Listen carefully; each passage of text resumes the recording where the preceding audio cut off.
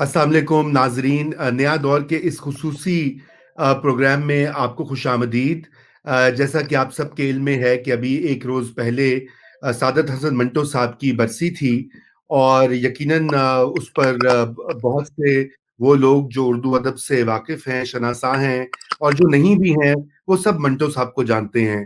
और मंटो साहब ने खुद ये कहा था कि वो शायद इस दुनिया से तो चले जाएंगे, लेकिन मंटो जो है वो जिंदा रहेगा। और ये सच है कि उनकी कहानियाँ, उनकी तहरीरें, उनके ख़यालात और उन्होंने जो कुछ हमारे माशरे की अक्कासी की, वो ना सिर्फ़ आज ज़िंदा है, बल्कि उसको पढ़ा जाता है, समझा जाता है।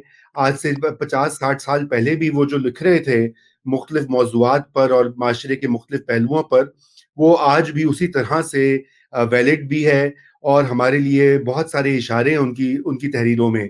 ये और बात है कि मंटो साहब को जैसे यहाँ पर पाकिस्तान में बहुत अरसे तक सेंसर भी किया गया, उन पर मुकदमे भी बने, और क्या-क्या नहीं हुआ। वो सब एक अलग दास्तान है, लेकिन आज का जो हमारी खुसूसी प्रोग्राम है, वो उनकी याद को, उनके फ़न को सेलिब्रेट करने का दिन है, और उनकी जो ज़िंदा व जावेद तहरीरें हैं, उनके हवाले से बात करने को है। लेकिन सबसे पहले मैं नुसरत मंटो साहिबा जो उनको बहुत करीबी तौर पर जानती थीं, और उनकी यादें और उनकी जो पूरी माज़ी का के औराक हैं, उनसे हम चाहेंगे कि हमारे नाज़रीन जो हैं वो मुस्तफ़ीद भी हों। मैं हमारे साथ मौजूद हैं आमिना मुफ्ती साहिबा, जो किसी तारुफ़ की मोहताज नहीं, लिखारी भी हैं आप, और ड्रामे भी बहुत उनके मकबूल होते हैं, लेकिन उर्दू अदब और ख़ुद नॉवेलिस्ट भी हैं। तो उनसे भी बात होगी, और हमें रविश नदीम साहब जॉइन करें, जो मुहक्किक भी हैं, शायर भी हैं, लिखारी भी हैं, और उन्होंने मंटो साहब के ऊपर बहुत सी किताबें लिखी हैं। ख़ुसूसन उनकी एक किताब जो मंटो की ख़वातीन कैरेक्टर्स जो हैं, किरदार, उनके बारे में बहुत मकबूल भी और बहुत मुस्तनद एक दस्तावेज़ है। और रज़ा नईम जो कि नौजवान नस्ल की नुमाइंदगी कर रहे हैं यहाँ पर, जो कि मंटो साहब की उन्होंने बहुत सी ट्रांसलेशंस भी की हैं, बहुत से मज़ामीन लिखे हैं। हम उनसे भी बात करेंगे इन तमाम मौज़ूआत के ऊपर। तो नुसरत साहिबा, मैं आपकी तरफ बढ़ता हूँ सबसे पहले, और आप हमें थोड़ा-सा ये बताइए कि आपकी जो यादें हैं मंटो साहब के हवाले से, वो दौर जो आपने देखा, जो कि एक मुश्किल दौर था उनके लिए, उसके हवाले से कुछ बात कीजिए। और यकीनन आप और भी बहुत कुछ कहना चाहेंगी, चूँकि ये एक बहुत अहम मौका है, तो मैं चाहूँगा कि आपसे हम आगाज़ करें। जी, ठीक है, मेरी प्लीज़। वो उस तरह यादें तो कुछ ज़्यादा नहीं हैं क्योंकि मैं 5 साल की थी जब अब्बाजान का इंतकाल हुआ है। मगर ये है कि उनके बारे में बहुत कुछ सुना है फैमिली से, और उनके बारे में बहुत सी कहानियाँ हैं, और वो ये है कि वो मुझे याद है कि उन्होंने हमारे लिए, बच्चों के लिए, उन्होंने हमारा लक्ष्मी मैंशन में एक वरांडा होता था, वहाँ पे इन्होंने हमारे लिए, चिड़ियों के लिए एक घर बनाया हुआ था, जिसमें उन्होंने छोटा-सा तालाब भी बनाया हुआ था उनके नहाने के लिए, और वो he was very good with his hands, कुछ ना कुछ करते रहते थे। और जी, अम्मी जान ने भी बताया हुआ है कि वो जब निकी छोटी थी, निकी बाजी मेरी बड़ी बहन जो है, उनकी बॉम्बे की पैदाइश है, वो 1 साल की थी, तो जब उन्होंने रेंगना शुरू किया था, तो अब्बा जान झाड़ू खुद पकड़ लेते थे और कोने खुदरों से चीज़ें साफ झाड़ू देते थे कि कहीं ऐसे ना हो कि मुँह में कोई गलत चीज़ डाल ले। तो वो उस किस्म की शख्सियत थी जो परहैप्स उनकी कहानियों में नज़र नहीं आती, और सफाई पसंद तो वो बिल्कुल। थे ही, अपने लिबास में, और वो माशरे में भी जो टेढ़ी और जो चीज़ें थी और जो गलतियाँ थी, वो उनको ज़्यादा नज़र आती थी। बिल्कुल। तो तो आपके घर में और ख़ानदान में जो कहानियाँ, उनसे बहुत सी कहानियाँ कुछ गलत भी मंसूब हैं, कुछ सच्ची भी हैं।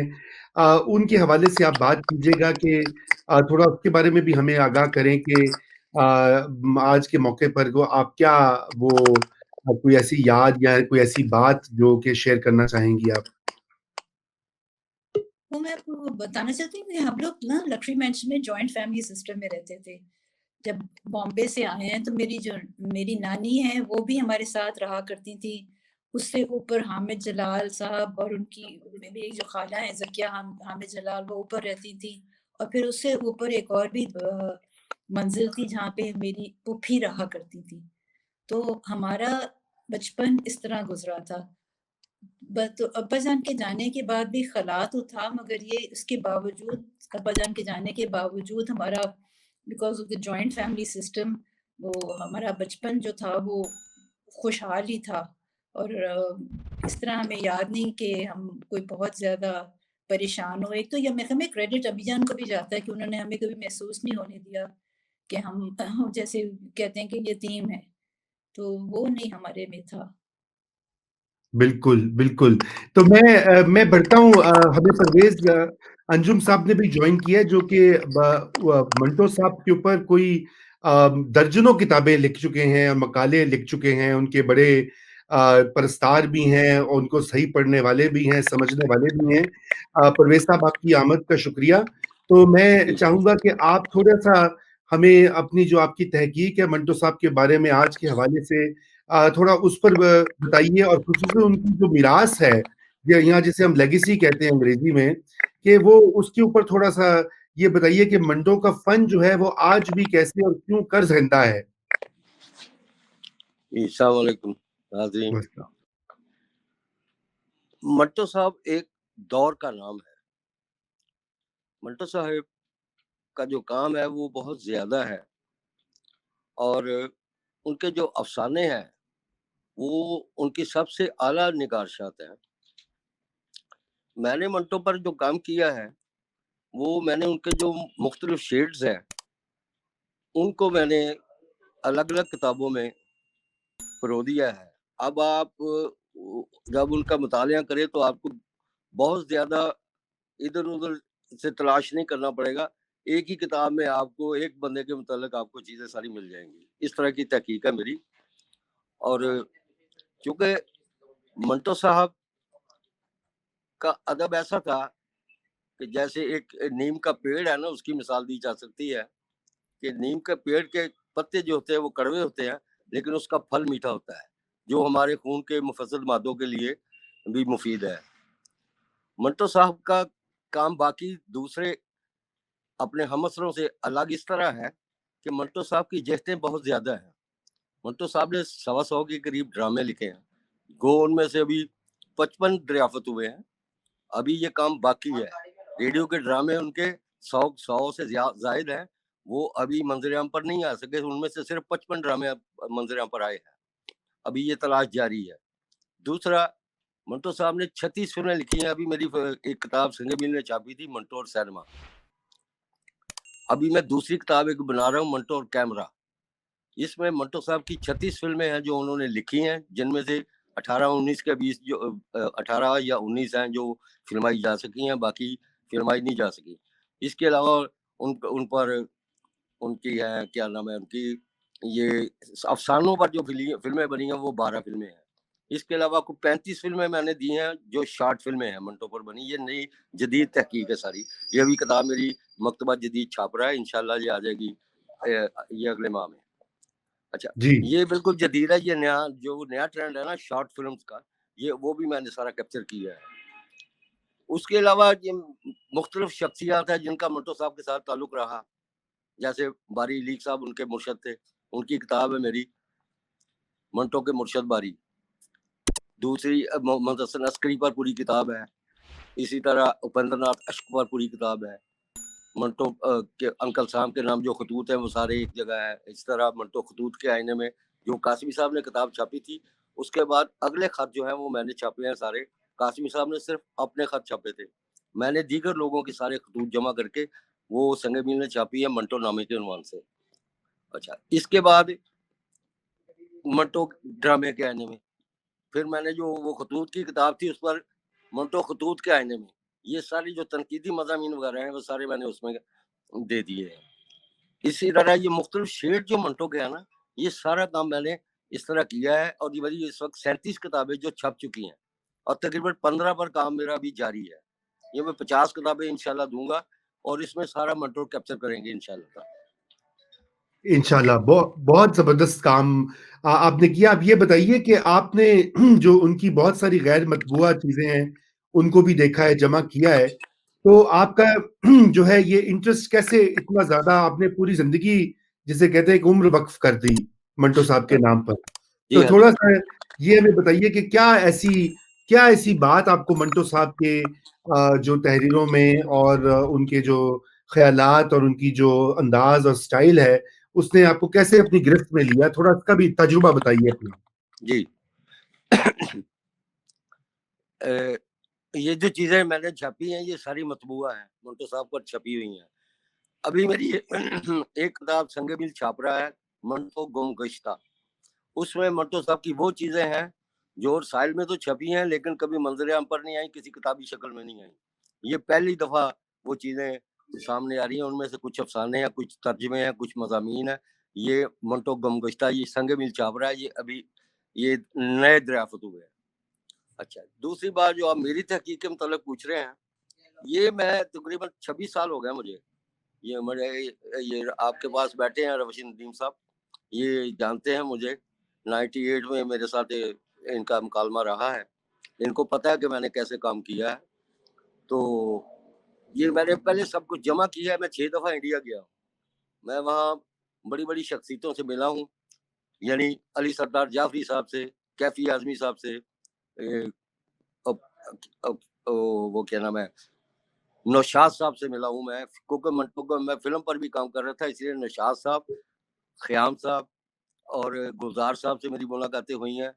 پھر میں نے اشوک کمار کا تاریخی انٹرویو کیا ہے. وہ میری کتاب منٹو باتیں جو سنگ میل نے چھاپی ہے اس میں چھپا ہوا ہے. اشوک کمار کے ساتھ میں نے انٹرویو کیا ہے ان کے گھر میں. یہ ایک جنون تھا یہ سارا. یہ میں نے کیا ہے یہ اپریل 2000 میں گیا تھا. اس وقت یہ فلم کا معاملہ اس وقت سارا میں نے کیا تھا. دیویندر اسر صاحب نے میری وہ مطلب معاونت میرے ساتھ بڑا اچھا انہوں نے سلوک کیا، لوگوں سے ملوایا. مرتا پریتم تھے، ان کا بھی میں نے انٹرویو کیا. وہ تو میں فیس بک پر لگایا ہوا بھی ہے. یہ سارا اس طرح کی میں نے نا کافی یہ خجل خواری سے کی ہوئی ہے اور یہ مشن بنایا ہوا ہے. اصل میں سلمان رشدی نے ایک کتاب چھاپی تھی عالمی ادب کے حوالے سے. اس میں منٹو صاحب کو برے صغیر میں ایک ہی افسانہ نگار کو لیا تھا، وہ منٹو صاحب تھے. ان کا افسانہ لیا تھا انہوں نے ٹوبا ٹیک سنگھ. اور اس میں جو انہوں نے انٹرو لکھا نا منٹو کا، اس میں انہوں نے منٹو صاحب کو لکھا انڈیا کا رائٹر لکھا، انہوں نے پاکستانی رائٹر نہیں لکھا. تو اس بات نے مجھے تحریک دی کہ چونکہ انڈیا میں بندشیں نہیں تھیں، وہاں کافی کام ہوا ہے منٹو پر، بہت زیادہ، ہم سے بہت زیادہ کام ہوا ہے. ہمارے تھوڑے سے پی ایچ ڈی ہیں، 5 یا 6 ہوں گے. اور وہاں میرے خیال میں 20-25 سے زیادہ پی ایچ ڈی لوگ ہیں. وہاں تھیسس بہت ہوتے ہیں. مطلب یہ ہے بات کا کہ جہاں کام ہوگا منٹو اسی ملک کا ہے. تو یہ سوچ کر میں نے پھر اس پر کہ یہ پورا نا منٹو صاحب پر مکمل کام کرنا ہے. اور میں نے ایک ذہن بنا کے میں نے بہت اس پر بڑی کوئی شخصیت میں نے نہیں چھوڑی، کوئی لائبریری نہیں چھوڑی، انڈیا میں بھی پاکستان میں بھی. تو یہ اس طرح کی ساری چیزیں میں نے جمع کی ہیں. اور مقصد یہی ہے کہ منٹو سارا سامنے آئے، کیونکہ لوگ وہ چند ایک چیزیں جو ان کو اویلیبل ہوتی ہیں وہ پڑھتے ہیں اور اس پر ایک رائے قائم کر لیتے ہیں.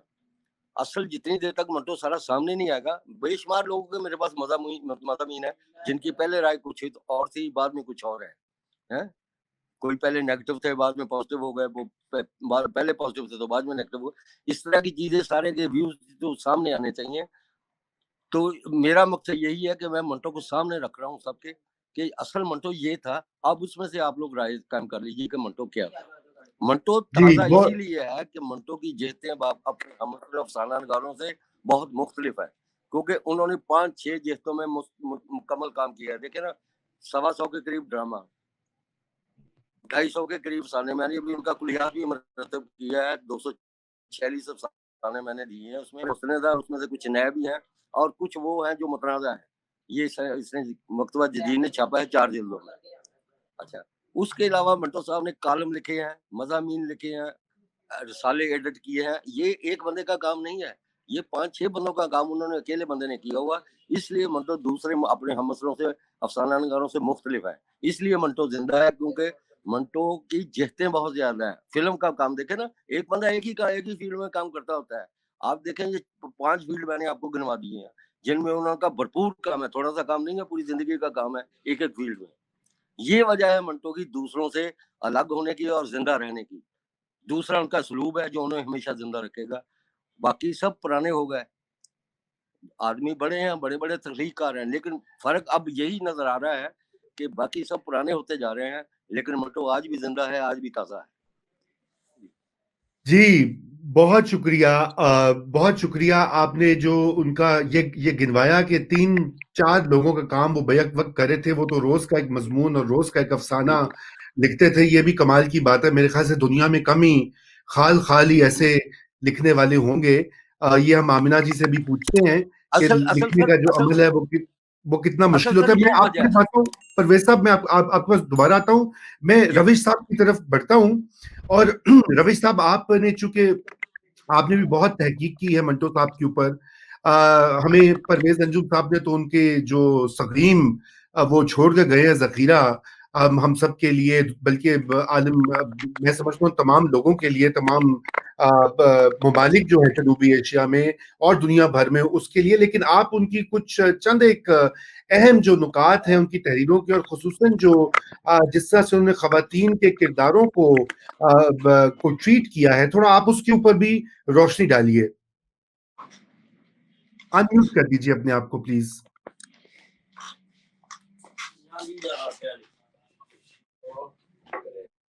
جی روش صاحب.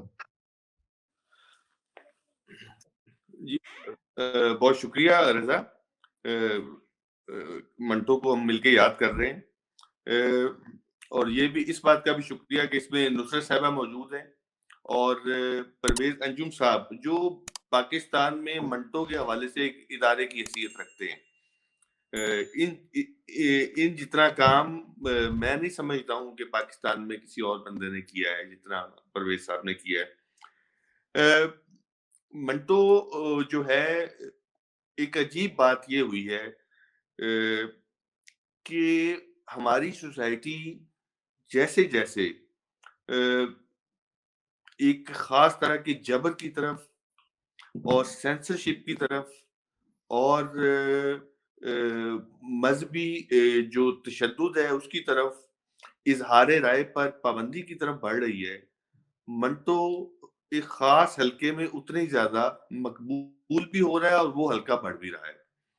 منٹو پچھلے 10-20 سالوں میں جتنا ڈسکس ہوا میڈیا کے اوپر اور یونیورسٹیوں میں, اتنا پہلے کبھی نہیں ہوا. ایک تو منٹو کی یونیورسٹیوں میں جو انٹری ہے وہ بہت لیٹ ہوئی اور نصاب میں اس سے بھی لیٹ ہوئی. لیکن یہ ہے کہ اب منٹو کے اوپر فلمیں بنی, ڈرامے بنتے ہیں, کانفرنسیں ہوتی ہیں, اور یہ میں سمجھتا ہوں کہ منٹو کی جیت تو منٹو کی ہے ہی, لیکن شاید ہمیں یوں کہنا چاہیے کہ یہ پاکستان میں منٹو کے فن اور اس کے فکر کی اویئرنیس کی بھی ایک سطح ہے. اس حوالے سے منٹو کے اوپر یونیورسٹیوں میں ایم فل اور پی ایچ ڈی کے تھیسس بھی ہو رہے ہیں, مضامین بھی لکھے جا رہے ہیں, اس کے دن بھی منائے جا رہے ہیں, اور اب تو یعنی ٹی وی جو ہے وہ خبریں بھی دیتا ہے کہ آج منٹو کی برسی ہے اور منٹو کے یہ کارنامے ہیں, اور منٹو نے جو کنٹریبیوٹ کیا ہمارے سوسائٹی میں فکر کی سطح پر, آرٹ کی سطح پر, اور جس طریقے سے اس نے ایک فائٹ کی ہے آرٹ کے حوالے سے, یہاں کی تنگ نظری کے خلاف, یہاں کی عورت دشمنی کے خلاف, یہاں کی مذہبی جو شدت پسندی ہے اس کے خلاف, اور یہ جو ایک یوں کہہ لیں کہ ہمارے ہاں جو مذہبیت کی بنیاد پر ایک خاص ایک اجارہ داری ہے اس کے خلاف.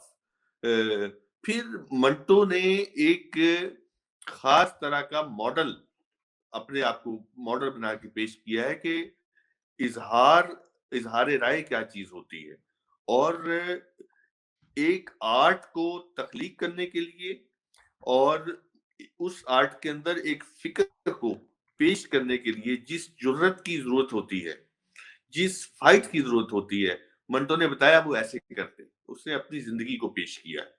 ہمارے ہاں ایسا نہیں ہوا. آپ یقین جانیں گے, میں یہاں پر اگر ایک جملہ پیش کروں کہ اردو ادب میں जो बाकायदा तौर पर नसर बतौर तहरीक के और बतौर एक फिक्र के नुमाइंदे के आई है, वो गालिब और सर सैयद के राउंड अबाउट आई है। तो इसकी जो तारीख है वो 150 साल के लगभग बनती है, लेकिन जो शायरी है उसकी तारीख 3-4 हजार साल पुरानी है, और उसके लिए शायरों ने अपनी जिंदगियां दी हैं, कुर्बानियां दी हैं, जद्दोजहद दी है, अपनी जानें दी हैं, अपनी सौतें काटी हैं। तो आज भी अब सर सैयद तहरीक को अगर सामने रखें तो उसका सर सैयद तहरीक के अंदर जो उसके कॉलोनियल एलिमेंट हैं और कॉलोनियल पावर्स के साथ एक खास तरह की उनके मिजाज की एक हम मांगी है, उससे ये हुआ कि हमारा जो नसर निगार है वो आज भी शायर के मुकाबले में हमारी सोसाइटी में वो एतमाद नहीं रखता, वो ट्रस्ट नहीं रखता। यानी हम आज भी, हमारे लिए बुल्ले शाह अहम है, हमारे लिए आज भी वारिस शाह अहम है। वो हम देखते हैं कि जो इज्जत, जो तकरीम, चाहे वो उसको सूफी बनाकर पे हो या मैं शायर हो या मुफक्कर बनाकर हो, जो हमारी सोसाइटी शायर को देती है अभी नसर निगार को नहीं दे रही। क्यों? कि एक तो नसर की उम्र थोड़ी है, फिर नसर में मज़ाहमत, बगावत, इनकलाब और एहतजाज की रवायत कमजोर है। मंटो इस रवायत में, जो कमजोर रवायत है, इसमें एक संगे मील है, एक बहुत बड़ा मॉडल है। और इसीलिए जो हमारी सोसाइटी बगावत, एहतजाज और मज़ाहमत की तरफ बढ़ रही है और इससे आगाह हो रही है, मंटो उतना ही आइडियलाइज हो रहा है। तो ये एक बहुत बड़ी एक तब्दीली है जो सोसाइटी में आ रही है।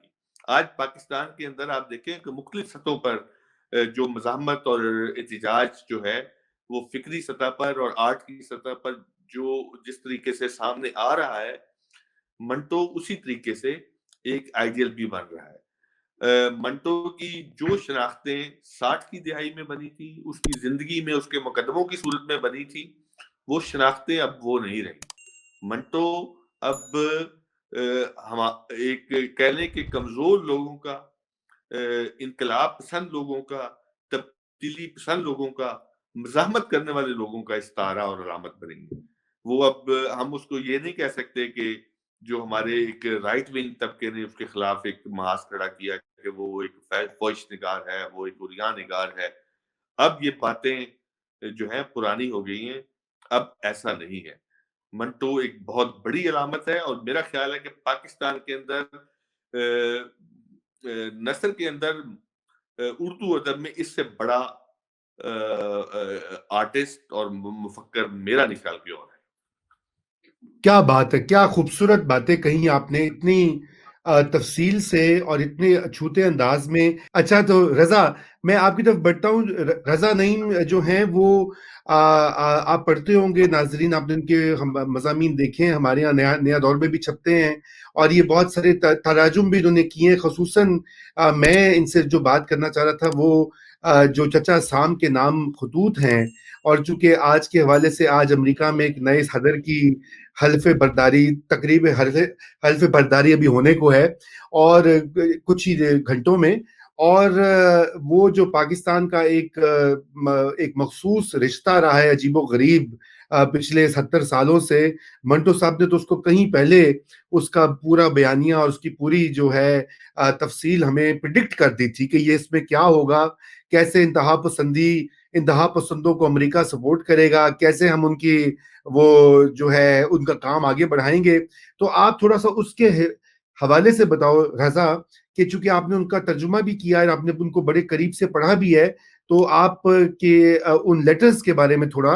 रोशनी डालिए उन पर। जी रजा भाई, बहुत शुक्रिया मुझे इस प्रोग्राम में दावत देने का। मैं एक अदना सा मुहक्किक और एक कारी हूँ, और यहाँ पे तो सारी बात है, बड़े बड़े जो हैं लोग मौजूद हैं हमारे यहाँ मंटो के शनावरों के तौर पे।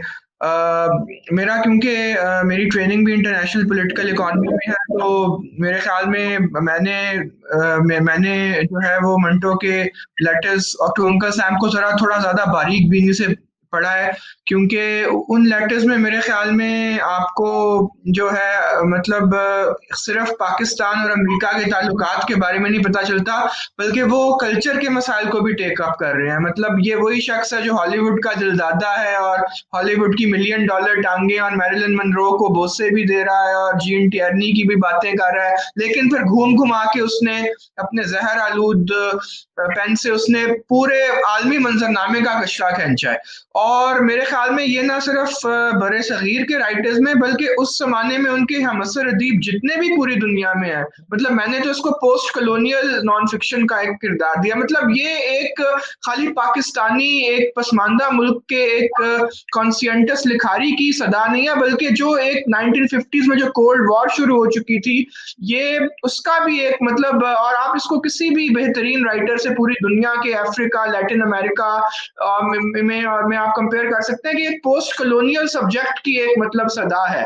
और मैंने एक अपने पेपर में इसको इसी तरह बयान किया था। और दूसरी बात यह कि मंटो ने ये लेटर्स कब लिखे, मजे की बात यह है कि ये मंटो के उन आखिरी 6-7 सालों की यादगार है जिन्होंने पाकिस्तान में गुजारे, और वो बड़े डिफिकल्ट ईयर्स थे जब मंटो पर, और मेरे ख्याल में मंटो की मौत में हमारे नक्काद हजरात का भी बहुत हाथ है, उसमें कोर्ट्स का भी बहुत बड़ा हाथ है। ये मैंने लिखा भी है, ये मैं कोई नई बात नहीं कर रहा।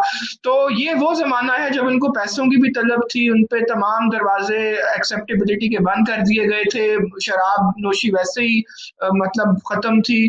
तो उनका गुस्सा भी जो था वो अरूज पर था, और इस गुस्से की जद में 2 तबकात जो है उनकी जद में आए इनके आखिरी, एक मुल्लाओं का तबका और एक अमेरिका, अंकल सैम।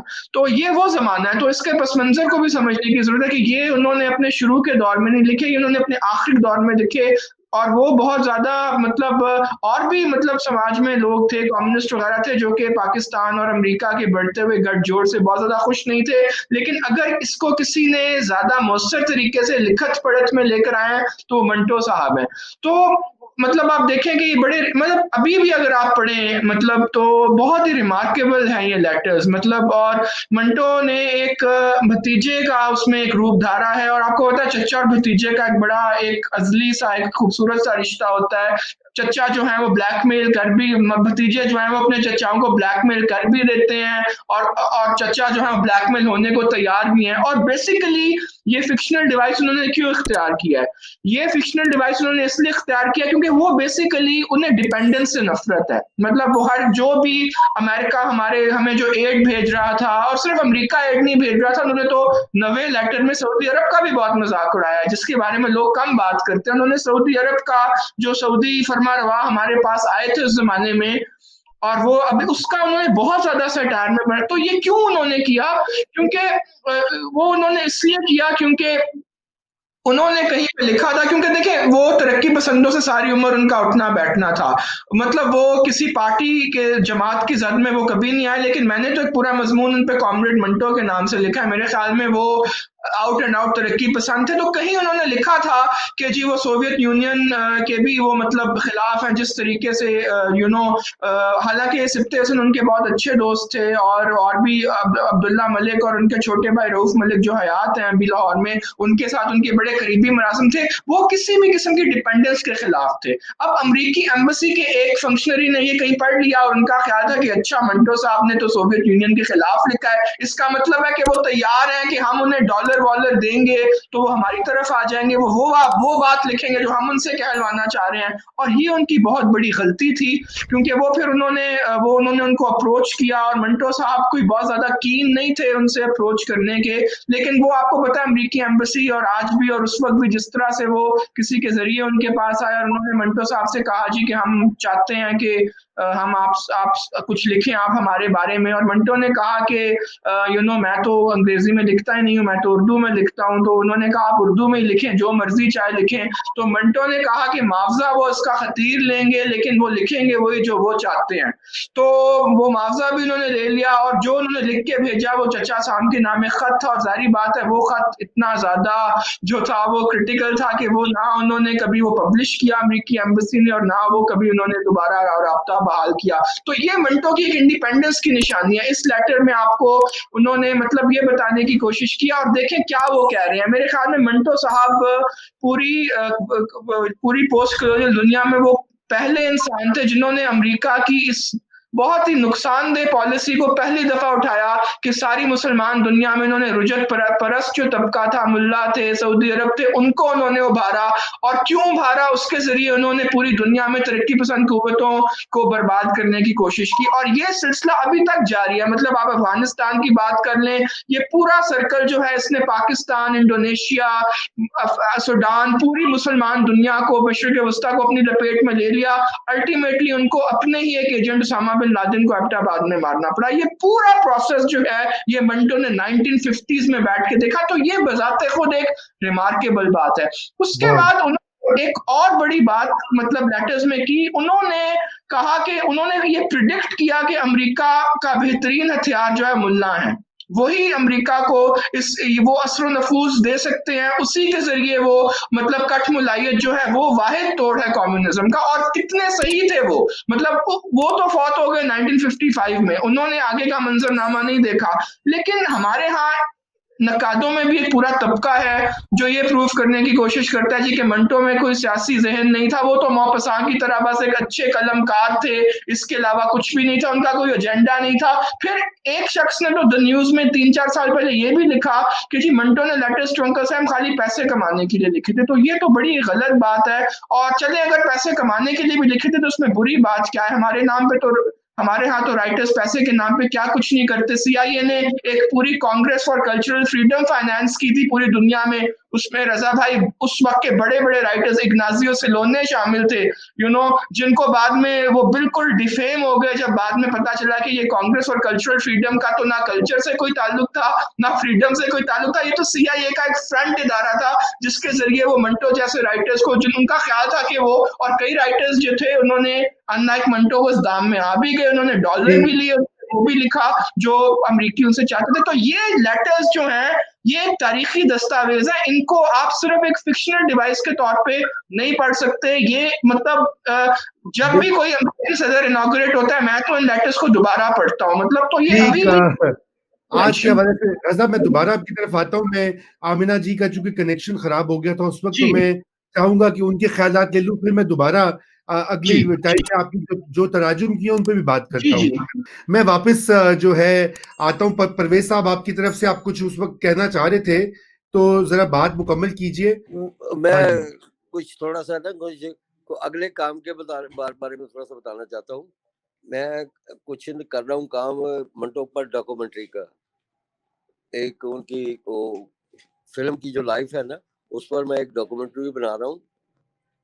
और एक मेरा भाई मंटो साहब का एक है, इनका मुसवदा है कंट्रोलिस्तान, उस पर भी हम काम कर रहे हैं।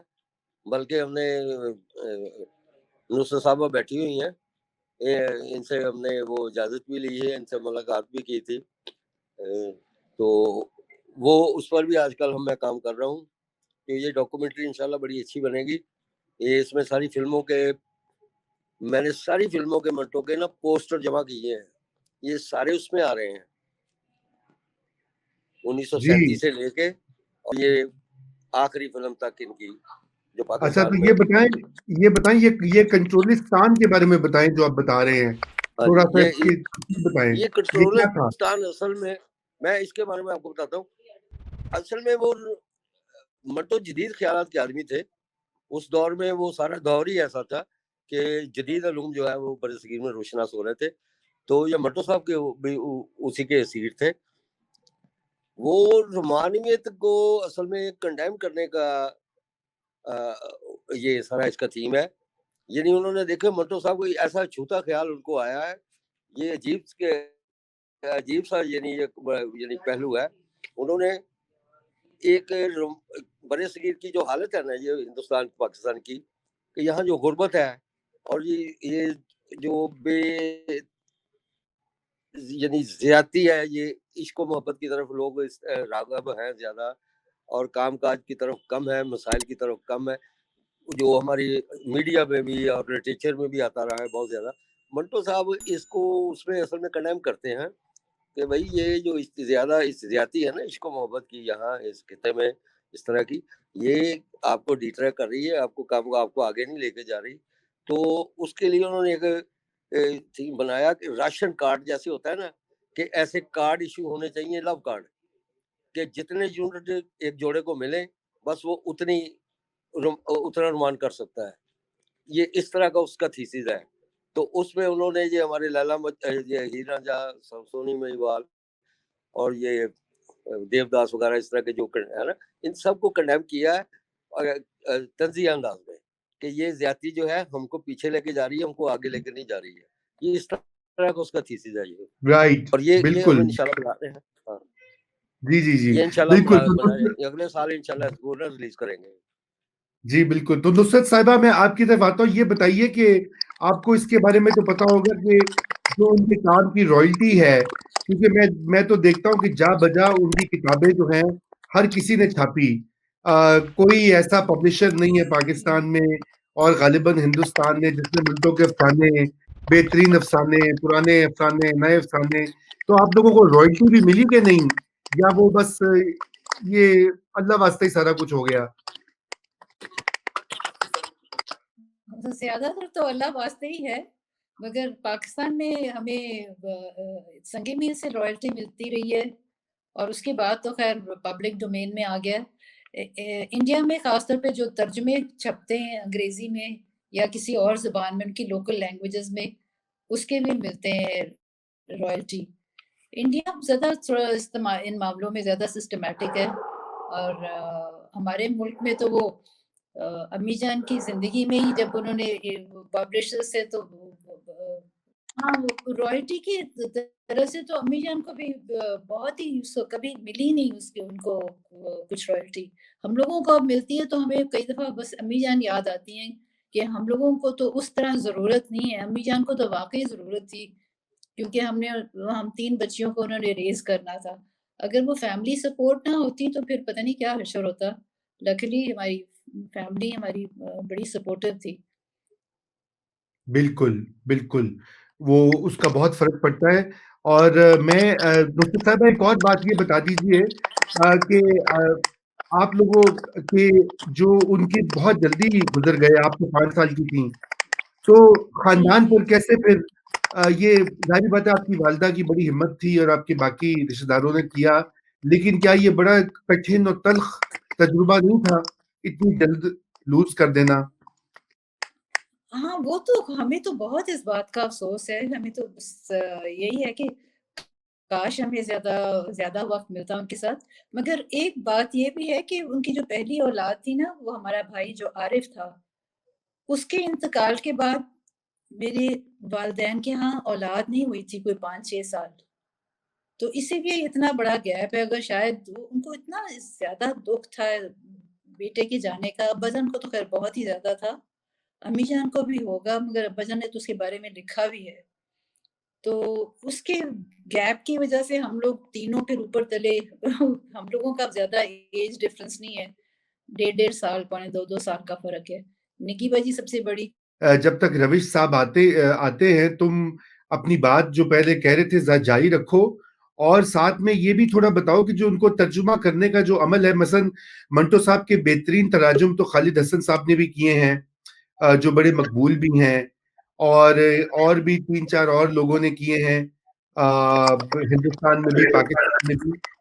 तो कुछ उनके बारे में भी ये बताओ, और जो आपने खुद किए हैं, वो तजुर्बा जो है, जो अमल है, वो पूरा, उसके बारे में थोड़ा क्विकली एक कमेंट में बताइए बात।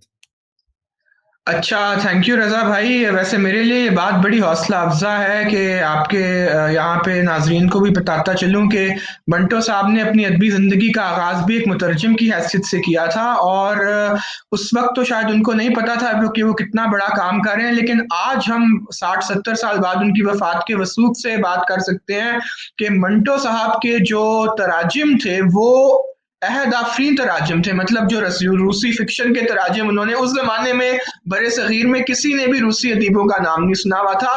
तो आप जो मर्जी उन्हें कह लें, वो अंग्रेजी ज़बान से तो आशना थे, रूसी से नहीं थे। उन्होंने मतलब उर्दू ज़बान में तर्जुमे किए और फ्रांसीसी अफसानों के विक्टर ह्यूगो के तराजिम किए। ये बहुत बड़ा काम है और शायद इसको वो पज़ीराई नहीं मिली जिसके वो मुस्तहिक थे। तो मेरे लिए जब मैंने तर्जुमे का काम शुरू किया और मैंने भी मंटो साहब से किया, तो मेरे लिए भी ये बात बड़ी हौसला अफ़ज़ा थी कि मंटो साहब और कई लोग इस मैदान में जो है वो पहले ही तबाज़माई कर चुके हैं। हमारे यहाँ तो तर्जुमा एक बड़ी सेकेंडरी फ़ील्ड समझा जाता है। एक राइटर एस्टैब्लिश हो जाए, उसके बाद उसको कोई पब्लिशर कहता है भाई तुम इसका भी तर्जुमा कर दो, कुछ 4 पैसे मिल जाएँगे। लेकिन मंटो साहब जैसे राइटर ने अपने मुर्शिद बारी अलीग, जिनका पहले ज़िक्र हो चुका है, उन्होंने एक तो मंटो साहब को इश्तराकी अदब की तरफ माइल किया, इश्तराकी सोच की तरफ माइल किया और फिर तर्जुमे की तरफ माइल किया। मेरे ख्याल में अगर वो ये कदम ना लेते तो मेरे ख्याल में ये बात वसूख के साथ कही जा सकती है कि मंटो साहब सादत हसन नहीं रहते, वो मंटो ना बनते। दूसरी बात यह कि मैंने 2012 में मंटो साहब के तराजुम से अपनी छोटी सी अदबी ज़िंदगी का आगाज़ किया था और मतलब कहानियाँ, आपने खालिद हसन मरहूम की बात की, उनके तराजिम पे भी बहुत सी बहसें हुई हैं कि वो उनकी भी तराजिम की एक ख़ास मतलब वो अपने अंदाज से तराजिम करते थे। मोहम्मद असदुल्लाह साहब जो जामिया मिलिया में पढ़ाते हैं, सीनियर उस्ताद हैं मंटो के, उन्होंने उन पे एक पूरा मकाला लिखा है कि उनकी जो तरतीब थी वो क्या होती थी। वो अपने मर्जी से मंटो के चीजें हजफ कर देते थे, उनका ऑर्डर चेंज कर देते थे। तो अब मेरे ख्याल में वो तो अब चले गए हैं, लेकिन उस पर मजीद बात हो सकती है कि ये टेक्निक क्या वाकई अच्छी है, लेकिन उन पे पूरे मकाले उनकी टेक्निक पे लिखे गए हैं। और अब तो लेकिन जारी बात है, जब मैंने तराजम का आगाज किया उस वक्त वो एक सनद की हैसियत रखते थे। बल्कि मैं आपको बताऊं, उनकी जो वेट आफ्टरनून के टाइटल से जो एक अलहमरा पब्लिशिंग हाउस इस्लामाबाद में जो अब मफकूद हो चुका है, उन्होंने खालिद हसन साहब ने उनकी कुछ ट्रांसलेशंस की थी, वो मैंने अपनी एक दोस्त को मिस्र में भी भेजी और बाद में कई साल बाद मंटो साहब का अरबी में ही तर्जुमा हुआ। तो आपको ये बताने की कोशिश कर रहा हूँ कि मंटो साहब सिर्फ अब साउथ एशिया या अंग्रेजी जबान में मुतारिफ नहीं है, वो इवन अरबी जबान में भी उनके तराजिम किए जा रहे हैं। तो मैंने उनके तराजिम जो है वो नॉन फिक्शन के किए हैं, क्योंकि मेरे ख्याल में फिक्शन पे तो उनकी बहुत बात होती है। इवन खुद जब मैं ओ लेवल्स में था, मैंने उनकी कहानी टोबा टेक सिंह ओ लेवल के निसाब में पढ़ी थी। हम फिक्शन की बहुत बात करते हैं, हम तराजिम भी बहुत करते हैं, लेकिन उनकी जो नॉन फिक्शन है, मेरे ख्याल में अगर आपने मंटो साहब के पीछे जो सियासी शऊर है, जो उनकी सियासी बसीरत है, अगर आपने उसको बिल्कुल सही तौर पे समझना है तो वो आपको नॉन फिक्शन उसकी पढ़नी पड़ेगी। और जब मैंने उनकी नॉन फिक्शन जो है, मतलब 2012 मंटो साहब का सदी साल था, मैं पूरा साल इंतजार करता रहा कि कई उनकी बेस्ट मंटो स्टोरीज छपी, कई तबसरे छपे, उमर मेमन साहब मरहूम ने किए, किसी ने उनकी नॉन फिक्शन पे कोई बात नहीं की। हत्ता कि फिर मैंने एक पूरा उनके कुछ नॉन फिक्शंस के तराजुम करके मैंने फ्रंट लाइन मैगजीन, एक इंडिया का मैगजीन है द हिंदू न्यूज़पेपर, वो चेन्नई में बेस्ड है, उनको मैंने भेजे। तो मेरा ख्याल था कि मंटो साहब साउथ ऑफ इंडिया में बड़े मशहूर हैं। तो एडिटर ने मुझे कहा, भाई आप कैसी बातें कर रहे हैं, यहाँ मंटो को कोई नहीं जानता साउथ ऑफ इंडिया में, आप पूरा 4-5 हजार वर्ड्स का मकाला लिख के हमें मंटो पे भेजें, तब बात बनेगी। तो मैंने फिर उनको पूरा 4-5 हजार वर्ड्स का मकाला फ्रंट लाइन में मंटो साहब पे भेजा, जिसमें उनके church letters to Uncle Sam के तराजिम भी थे। उन्होंने जो बुरके पे जो बड़े जबरदस्त किस्म के मकाले लिखे हैं, जो उन्होंने मुलायत पे लिखे हैं, मतलब मूंछ दाढ़ी बुरका अनलिमिटेड उनका एक मजमून है, अल्लाह का बड़ा फजल है, मतलब उस किस्म का सटायर और डिस्टोपियन सटायर है, वो शायद मोहम्मद हनीफ साहब भी नहीं लिख सकते, जिस किस्म की आला क्वालिटी का वो सटायर उस जमाने में। तो जब वो छपे वो तराजिम, तो मुझे कई लोगों की ईमेल्स आई, मतलब कई तमिल एरिया से, तमिलनाडु से मुझे ईमेल्स आई कि भाई हमें तो पता ही नहीं था कि आपके पास मंटो नाम का कोई फनकार मौजूद है। तो फिर इन तराजिम का तमिल और बंगाली में भी तर्जुमा हुआ। अब बल्कि मैं आपको ये बता सकता हूँ कि चचा साम के नाम खतूत का तर्जुमा बंगाली में भी हो चुका है, और जिसने किया उसने मुझे उसकी किताबी सूरत में भी वो भेजे। कहने की बात यह है कि नॉन फिक्शन जो है, तो मंटो साहब को का तर्जुमा करना जो है वो बहुत आसान है। उसमें थोड़ा सा मसला मुझे ये पड़ा था कि उन्होंने जो उस जमाने में, फॉर एग्जांपल वो आज़ादी के ऊपर उनका एक मजमून है यौम इस्तकलाल, अब उसमें वो मुंबई में बैठे हुए हैं और वो मना रहे हैं, यो देख रहे हैं कि ये यौम इस्तकलाल मनाया जा रहा है, आज़ादी मनाई जा रही है, उसमें कुछ हिस्टोरिकल बिल्डिंग्स के नाम है। अब जाहिर बात है, जो उस जमाने में नहीं रहता और कितना अरसा गुजर चुका है, उस बम्बई को, अब तो उसका नाम भी मुंबई हो गया है बॉम्बे से, जिसको मैं तो खैर प्रेफर नहीं करता, लेकिन क्या कीजिए। तो उसमें एक फॉर एग्जांपल एक मिसाल आपको देता हूँ, व्हाइट वेज जो है वो एक जगह का नाम है। अब वो मतलब अगर तबात में कोई मसले हो तो आप व्हाइट वेज को जो है आप उस सही तरीके से आप नहीं पढ़ सकते।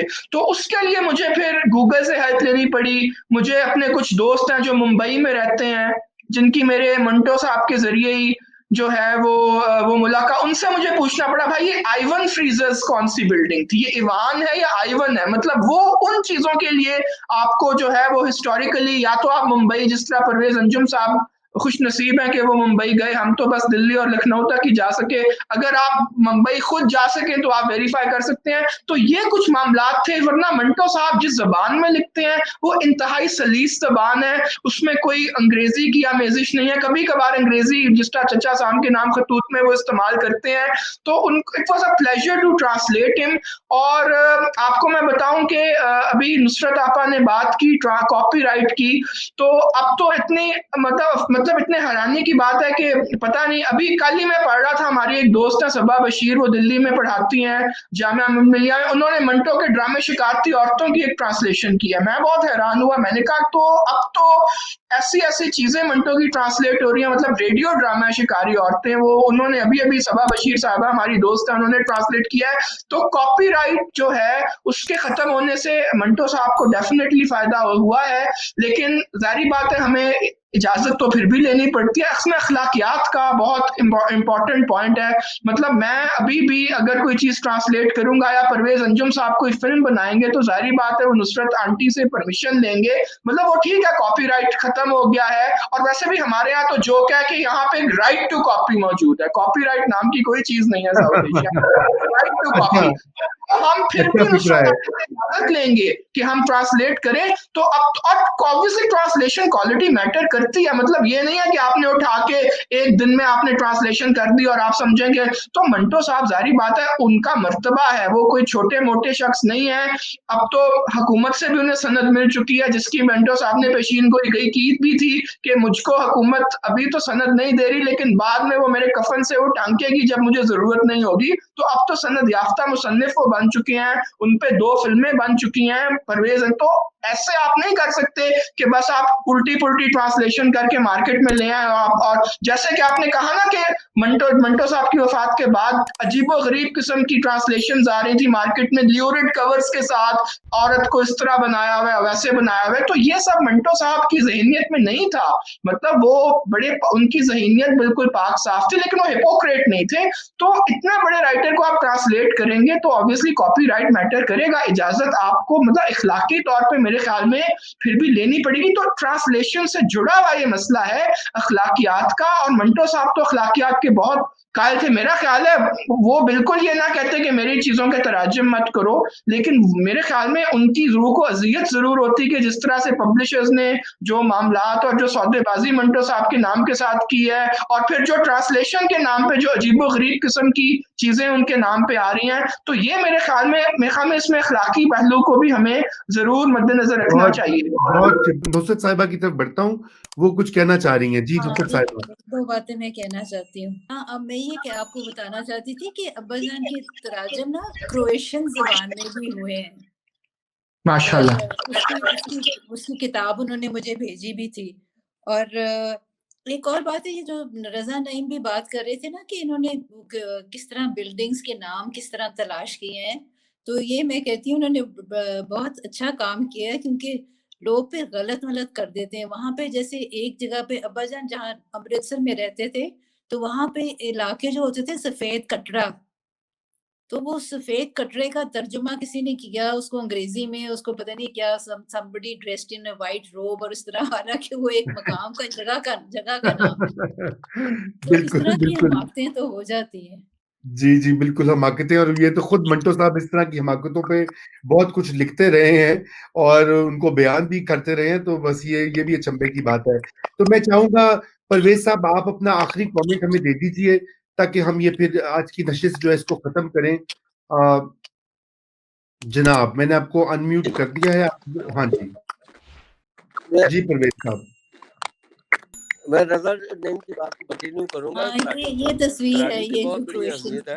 क्योंकि ये मंटो के आधार में ही यानी आप देखते नहीं, कॉलेज के ज़माने के में उन्होंने सारे तर्जुमे किए हैं। मेरा इस पर मज़मून छपा था, रूसी तराजम और तालब इल्म मंटो। ये मैंने तहकीकी सा मज़मून लिखा था कि उन्होंने कैसे किए ये सारे तराजम जो थे। तो मेरी भी इंशाअल्लाह ताला मैंने मेरी किताब मंटो और मगरबी अदब छप रही है। उसके अलावा ये छप चुकी है मंटो टाल्स्टॉय मंटो की नज़र में, और उसके अलावा आ रही है चेखोव और मंटो, गोरकी और मंटो, और तरक्की पसंद मुसलमान और मंटो। ये 5 किताबें संगत से ये सॉरी मकतबा जदीद से छप रही हैं। ये सारी तराजम ही है। मंटो साहब जो तराजम किए हैं और जो उनके जो मगरबी जो राइटर थे उनके मतलब जो अपने उनके मज़ामीन है वो शामिल किए हैं, और कुछ मैंने उनमें शामिल किए हैं जो उन्होंने उनसे इंस्पायर होकर लिखे हैं, वो गोरकी से, ठीक टॉल्स्टॉय से, चेखोव से। इस तरह की वो चीजें बना के मैंने ना ये पूरी अलग अलग किताबें इनकी इंशाल्लाह ये छप रही है। ये सारा काम हो चुका है। तो ये जी तराजम जी को मैं इंशाल्लाह ये तराजम की बड़ी अल्लाह अहमियत करे है क्योंकि अल्लाह अंदाज करे जोरे कलम उन्होंने और ज्यादा, जो किया और बल्कि मैं कहूँगा अल्लाह करे जोरे तबात और तर्जुमा और ज्यादा। तो बहरहाल मैं ये समझता हूँ कि हमें आज की जो हमारी ये नशिस्त है, रजा नईम के पास एक किताब है जो वो अभी पढ़ना चाह रहे थे मंटो साहब की याद में। रजा वो आप पढ़ दीजिए ताकि फिर हम सबसे इजाजत लें और आज की जो हमारी गुफ्तगू है उसका इख्तिताम करें। जी रजा, अब पढ़िए आप किताब। जी, ये थैंक यू रज़ा भाई। ये किताब जो है ये अनीस अमरोही ने मंटो की वफ़ात के फ़ौरन बाद लिखा था, तो ये आप सबकी नज़र है क्योंकि मंटो की वफ़ात का ही हफ्ता है तो ये शायद बरमहल हो। अनीस अमरोही ने कहा था, मर्ग मंटो पे है अफसाना नवीसी बेकार, मर्ग मंटो पे है अफसाना नवीसी बेकार, बात एक साफ सी वाजे सी जली सी कहिए। मर्ग मंटो पे है अफसाना नवीसी बेकार, बात एक साफ सी वाजे सी जली सी कहिए। वाकई खातिम अफसाना नवीसी था वो शख्स, वाकई खातिम अफसाना नवीसी था वो शख्स, बस फकत खातिम अफसाना नवीसी कहिए। बहुत अच्छे, क्या कहने, जबरदस्त आपने चुना किताब रजा, बहुत शुक्रिया। और मैं अब आप सबसे इजाजत चाहता हूँ। नुसरत साहिबा, आपका बहुत शुक्रिया, आपने इतना वक्त निकाला और यकीनन आपकी यादों में हमारी यादें और हमारी जो मोहब्बत है मंटो साहब के लिए, हमारी नहीं करोड़ों लोगों की, हिंदुस्तान, पाकिस्तान, दुनिया भर में, वो भी शामिल है। और खुदा जो है वो उनके नाम को मजीद जिंदा रखे और वो रहेगा, जाहिरी बात है। मैं फिर से आप सबसे इजाजत चाहता हूँ। मेरे ख्याल से आज की हम इसको कंक्लूड करते हैं। नुसरत साहिबा बहुत शुक्रिया, और Raza thank you for suggesting this and organising, और इंशाल्लाह हम इसको जारी रखेंगे इस सिलसिले को। और आज के लिए खुदा हाफिज।